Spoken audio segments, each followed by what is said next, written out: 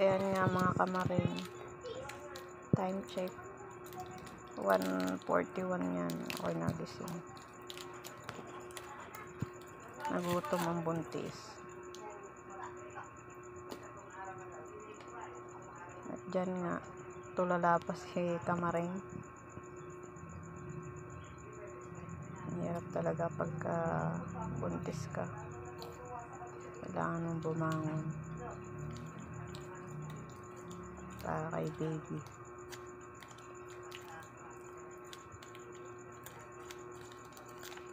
Diyan nga ay Sky Flakes lang yung kinakain ko. So, tinatamad na akong lumabas dyan.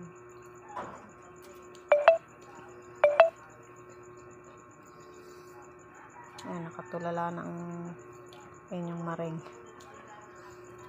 Kasi dyan nga ay antok na antok pa ako. Kaso, nagising ako kasi nangangati yung tiyan ko.